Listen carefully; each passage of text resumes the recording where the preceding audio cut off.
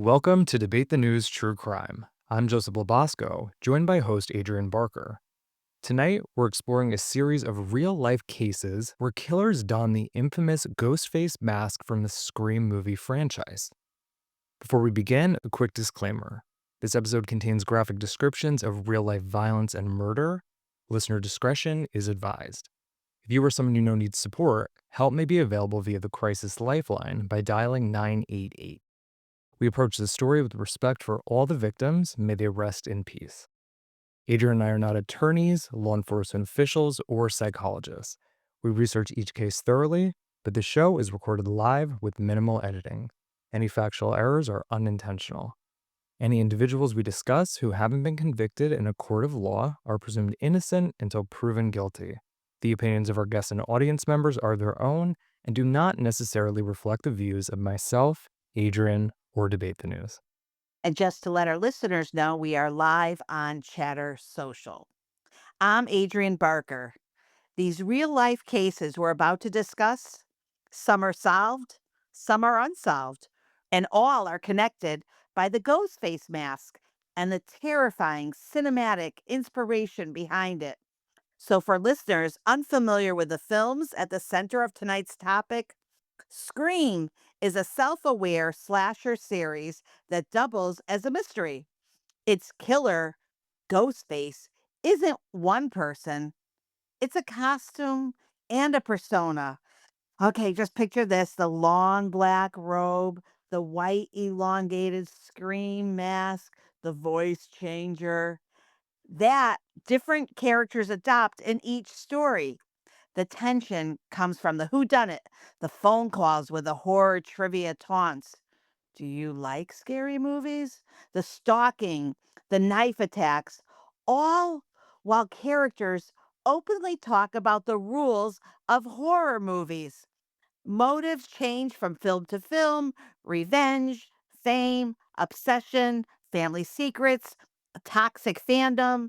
So the identity under the mask is always different in each film. And that is why those of us that love Scream keep coming back and back. So, welcome. This is Debate the News True Crime. Let's dive into the timeline of this case. Our first case takes place in January 1998 in Linwood, California, with what became known as the first Scream Ghostface copycat killing. 16-year-old Mario Padilla and his 14-year-old cousin Samuel Ramirez brutally murdered Mario's mother, Gina Castillo, stabbing her a total of 45 times. The teenage cousins later confessed that they were obsessed with the horror film Scream and had plotted an entire killing spree inspired by the movie's masked killer. Fast forward to November 2001 in the small town of Gepin, Belgium, where life imitated art in an especially horrific way. Thierry Jaredin, a 24-year-old truck driver, lured 15-year-old Allison Cambier to his home and put on the signature black robe and that white ghost face mask. Then he attacked Allison, stabbing her 30 times, and unfortunately, she passed. Jaredin later told police the murder was premeditated and motivated by the Scream trilogy. 2 years later, on Halloween night in 2003 in Manchester, England, another Ghostface killer emerged, this time motivated by a twisted revenge plot. Heather Stevenson Snell, a 46-year-old psychotherapist, donned a Scream costume on Halloween and set out to kill. Her elaborate plan targeted the new girlfriend of Heather's ex-lover. Armed with a shotgun and disguised in a Scream mask, she approached Lomax's house under the cover of Halloween night. But as she banged on the door, a neighbor, Robert Wilkie, came out to investigate the commotion. Heather shot him dead at point-blank range as he tried to pull off her Ghostface mask. Heather fled, but was caught by police within hours, the bloody costume and shotgun still in her car. She was convicted of murder and attempted murder and given a life sentence with a minimum of 22 years to serve. This is a case where a real person adopted Ghostface not for a prank, but for premeditated killing using the spooky holiday as cover. Our next case takes us to September 2006 and Pocatello, Idaho. The murder of 16-year-old Cassie Jo Stoddart, often dubbed the Scream Murder. Cassie, she was a responsible high school junior who was house sitting for her relatives when two of her classmates turned her life into a horror film. The boys were close friends of Cassie's and hung out with her at the house earlier that evening, but unbeknownst to Cassie, they snuck back in. And they were dressed in dark clothing and wearing homemade white masks that were inspired by Scream's Ghostface. And they cut the power. And then they made noise to draw Cassie into the home's basement. That's a scene straight out of a slasher movie. They launched a vicious attack, stabbing Cassie approximately 30 times. Later, investigators found video recording the killers made, where Draper and Adamsick gleefully discussed their plan. And they even filmed themselves right after the murder saying, "We just killed Cassie." In those tapes, they admitted they wanted to be just like Scream, and they even compiled a death list of other potential victims. They literally referenced wanting to recreate the film's murders in real life. Both boys were arrested within days, and eventually they were convicted of first-degree murder, each receiving life in prison without parole. And not all Ghostface incidents ended with the suspects being captured. Over a decade after the murder of Cassie Studdard, on Halloween night 2018 in New York City, a mysterious assailant brought their own brand of Ghostface terror to the streets. Just as the Halloween festivities were winding down around 2 a.m. on November 1st, a gunman wearing a Ghostface mask opened fired on a crowded street in Manhattan's Washington Heights neighborhood. He shot a 24-year-old man and a 17-year-old girl, hitting one victim in the stomach, groin, and leg, and the other in the abdomen. Miraculously, both victims survived, being rushed to the hospital in stable condition. Witnesses described the scene as utterly surreal, a masked figure from a horror film blending into Halloween revelers, then shooting real bullets into the crowd, underscoring how the holiday allowed the shooter to vanish into the night. 8 years later, this Ghostface shooter has never been identified or apprehended. In March of 2024, in Lehighton, Pennsylvania, 30-year-old Zach Russell Moyer decided to confront his neighbor, Edward Whitehead Jr., while he was dressed as Ghostface and armed with a knife and a chainsaw. Yep, yep, you heard that correctly. A battery powered chainsaw. According to police and court records, Moyer had told his sister about a week prior that he wanted to kill Ed, the neighbor. One evening, he allegedly put on a black robe and the white ghost face mask. Then he entered the 59-year-old neighbor's home, a plan Moyer later admitted to while he was under questioning. What unfolded was gruesome. Whitehead was stabbed in the head and also attacked with a small chainsaw. And the victim, he managed to survive the initial ambush long enough for the first responders to arrive, but tragically, he did die from his injuries at the hospital. And Moyer fled the scene to a nearby house, leading to a brief standoff. Ultimately, Moyer surrendered and was charged with criminal homicide. This case is actually still ongoing, and yep, it was painfully real. Taken together, these cases paint a disturbing picture. Since the release of the original film in 1996, the iconic Ghostface mask has jumped off screens and landed right at the center of real life crime scenes, from California and Idaho to England, Belgium, New York, and Pennsylvania. Each crime differed in motive and outcome, but they all share the same spine tingling common thread: a murderer who deliberately adopted the persona and imagery of the Ghostface killers from the Scream franchise. Who it sure does, Joseph. So again, we are live on Chatter Social. Let's open this up for debate and discussion. Does violent media inspire real violence? Or are perpetrators simply using movies like Scream as an easy excuse for their actions? I think, yes, violent media can impact children, but it does not take away from the responsibility of one, the parents when they're raising children, and two, the person who's committing a crime. You're well aware of Hollywood movies being movies, and that's not real. I get that violent media can impact kids, especially young kids, but it does not excuse behavior. That's a great answer, Jonathan, and good evening too, by the way.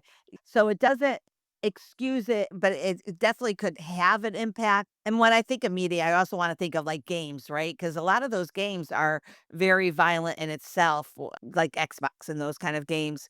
Real, I see your hand up. Take it away. Scary movies are my favorite, whether it be on the edge of your seat, mystery, type scary, gore, whatever. I love it all. And I started watching scary movies very early, very young, probably with my stepbrothers. Never once thought, I'm mad at so and so, and I'd like to do that to them. Scary movies never influenced me. My kids have always watched scary movies with me. And they also play those games you spoke of, Adrian. Call of Duty, Black Ops, and not once have I ever had any trouble with them. I personally believe that one already has it in them, whatever it may be.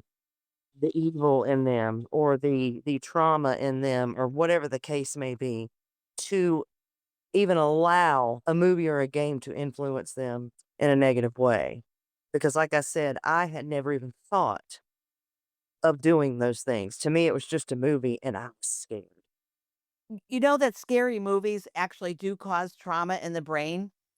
For vulnerable individuals, like, it could like, the fight or flight response, it can trigger if you already have PTSD, it could increase anxiety. Even myself, I love watching it and then wonder why I'm up all night because I'm anxious and I'm feeling nervous.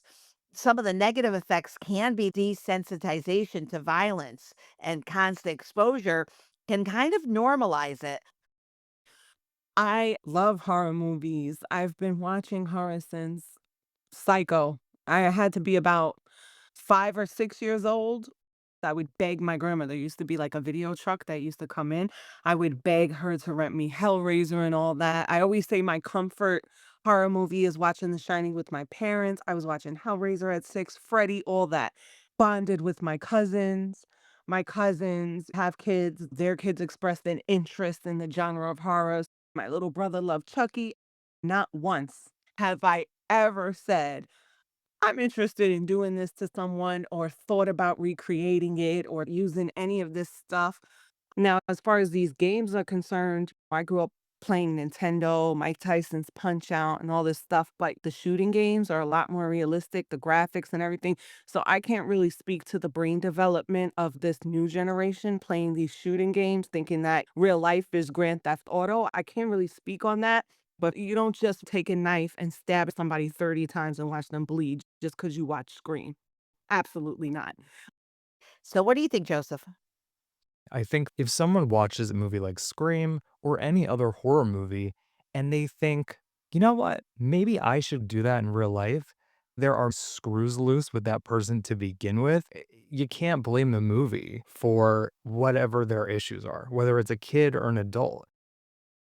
I remember when my son first started playing Black Ops, Call of Duty, and games like that. I would give him the lecture, this is not real life and blah, blah, blah. And he said, now, mom, what are my friends and I going to look like running around outside with BB guns or with guns when we get older, acting like we're playing Call of Duty? That's silly. We would look silly. I think sometimes kids look at us when we lecture them about certain things like, you sound crazy. And in court, no. If someone does something, they did it because they wanted to, not because they watched Texas Chainsaw Massacre. While I agree with Joseph Angie and Real, how can we say it didn't influence these kids? They're referencing the movie in the crime. I don't believe that it's media to blame for it. I kind of believe it's the parents in some situations. I think rationally, it doesn't influence people. It shouldn't influence people. They should know. But if there's something wrong, it obviously does because it influenced these people. Good point, Jonathan. And Angie, I see your hand up. Take the mic. Absolutely. That's exactly what me and Real said. It can influence you if you're already having some sort of mental illness or it's already in you. But I don't think a normal person can be influenced by seeing Scream to say, I want to know how it feels to do that. Can it influence kids? Yes. But is there already something wrong with them prior? Absolutely. That's my opinion. Interesting, Angie. So there's a point of the killer thinking, I want to see what it feels like or to put myself in that position. But I look at it too as the total lack of understanding that that person is actually really like they bleed, you're stealing their life and they belong to someone. That seems to be not even a thought. It's just like, okay, I could just do this because I want to see how I feel or get some kind of thrill, even though I'm ending a life. But also, I always thought to myself, what is it with this mask? Is it the elongated face? Is it the weird smile? It just spooks you out. I don't even like walking around on Halloween when someone has that mask. I will go across the street. I will avoid them at all costs unless they have like a full size candy bar. And then I'll grab the candy bar and run away. But what drives a criminal to wear the costume or mask like Ghostface when committing murder? Tell us what you think is actually going on in their head that they're putting that mask on. I think they do that because they presume that it's easier to commit a crime and blend in while you have a mask on while everyone's dressed up. So if everybody is dressed up and you commit a crime, how could the police tell one person from the other? I mean, I grew up with mischief night. People were like egging cars and toilet paper in trees and houses. But as you get older, your parents or whoever your guardian is, they'll say, don't go out on mischief night. Like it's dangerous because this is when people create crimes. And then Halloween, if you're not spending it with your family and you're out, you do have to be cognizant of what happens on Halloween because people are in costumes. Police are more vigilant that day. They wait for that opportune time to blend in. Why did that person watch Scream and get influenced to put that mask on? Because they probably wanted to recreate the movie and see what it felt like.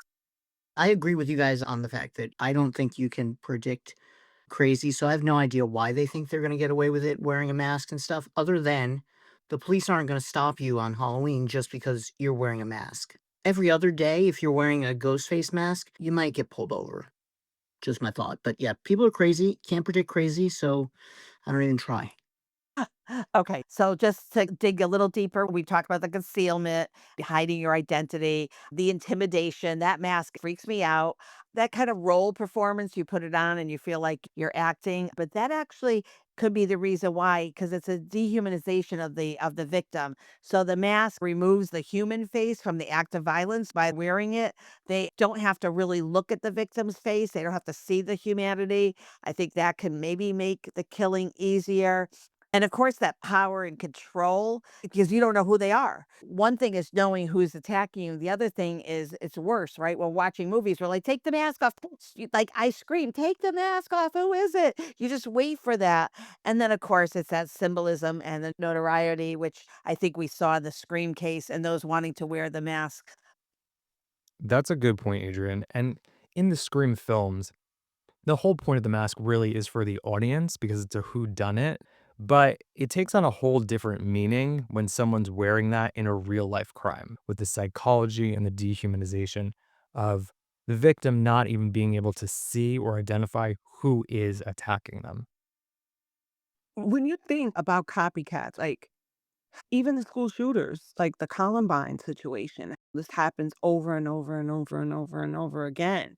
Every time school shootings happen and they start digging into the history of these kids, it's always something that's a telltale sign that they were going to commit these crimes. The psychological twist on it made it truly a little bit more terrifying than even the murder itself. So thank you. I'm gonna go ahead and go to bed scared tonight. We have safety lessons for you so that we can help you. And moving a little forward, how should society and law enforcement respond to these crimes that are mimicking movies? We know what the court should do, but should the creators of violent content bear any social responsibility? I feel like a lot of creatives go through the same thing. Movie makers, artists, you can't allow the media to raise your children. If you're mad that Rihanna is wearing X, Y, and Z while performing, or Beyonce singing about sex, or The movie Scarface, if they're gonna censor horror movies, then you gotta take the Scarfaces out, musical artists. It all goes back to you cannot allow media to raise your children. You are in control. And again, monitor your kids. If a kid has access to these games and movies and then commits a crime and already has these tendencies, that's not the movie maker's responsibility or the singer's responsibility or any of that stuff. It's up to you to go inside your kids' devices and lock certain things. You have to be proactive. The world is not going to censor themselves for you. And I think that there is this expectation of some parents, whether they want to just not be involved or think that some people should be above the standard. There was a whole bunch of people about the Taylor Swift album. I can't believe she's talking like that on the album. I gave it to my daughter and let her listen to it. Well, you listen to it first. That's your responsibility. And unless the creator is doing anything that is illegal in the creation of the movie, music, whatever it is, they're not liable for people doing things based on what they did. It's really crazy when we start blaming people for somebody else's actions. The only person I feel gets a little bit of blame is the parents. They aren't overseeing what's happening. But even then, parents only know so much and they work, they have things that remove them from their kids, so sometimes they won't know. My only advice would be Sigmund Freud speaks about the most critical time in a child's life is from 0 to 5. You go through different developmental stages, and parents need to watch their children more closely than ever during that time. During that time, you're going to find what you need to see. If there's anything there, there are certain signs that you need to look for. Also, animal abuse, even small things such as smushing bird eggs, things like that. That's great advice and totally appreciate that. I think that there are some strategies that law enforcement and us as society could respond to, especially to mitigate this copycat effect. Information that's released often about the offender, details, motive, methods. Sometimes it's almost too much. There's a glorification in who was the killer. I think society and the police can monitor online threats better. We could really look at what is taking place. What are people reading? If it was inspired by media, it could help with the criminal profiling and understanding the motive. And like you said, Real, I think that also as a community promoting mental health services, education on media, literacy, how they can evaluate the media, teaching them, understand the difference between fictional entertainment and reality. That's huge. And that will help to counter that, like what's real, what's not real.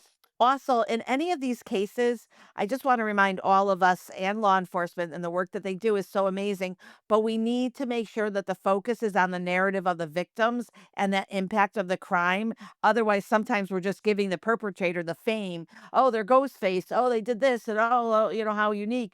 But we're not really looking at that. And then, as you all said, addressing that root cause is so important. And for the media, minimize that sensationalism. And I think that just adopting ethical guidelines all around, all of us working together, we can help to mitigate these kind of effects from movies. I agree, Adrian. Just to touch on the psychology going on in some of these people who wound up committing these Scream inspired murders.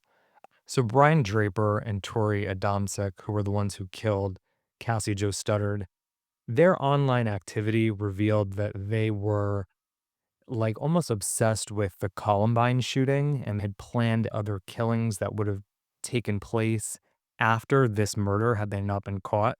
So these were two young individuals who were very messed up in the head to begin with.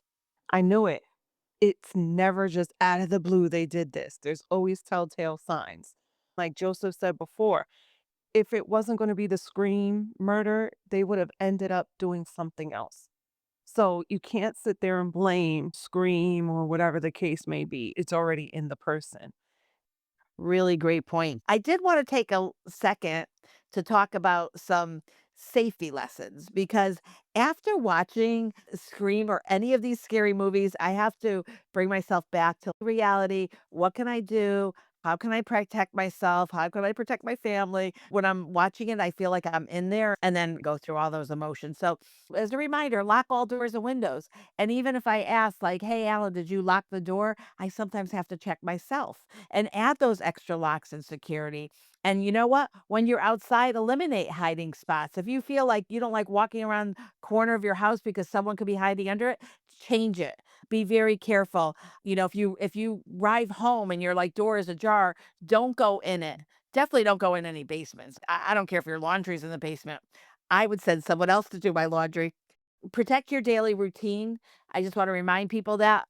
Like Rolling, for instance, stalked his victims. He learned their comings and goings. So avoid posting your specific location. I always feel like realtors be very careful too and be wary of strangers. Do not share your personal information. Yeah, and just another reminder around your car, like if you come back to your car and something is weird, you notice something on the hood of your car, just keep driving and get yourself into a safe space before you deal with any of that because they are using that as a way to get people and harm them in some way or another. So just be aware of that. Those are great points. And look, we don't want to scare anyone, but just be mindful. Don't be oblivious. And I said this in a previous episode, something as simple as locking your door at night can be the difference between you being the victim of a crime or not. So little things like that really can make a huge difference. We want you to stay safe. We want you to stay curious. Watch out for scary masks. And of course, I have a plea for everyone. If you have extra Tootsie Rolls, I'll take them. I'm a Tootsie Roll lover. We'll be back next time with another case to debate and discuss. Thank you all and have a great night.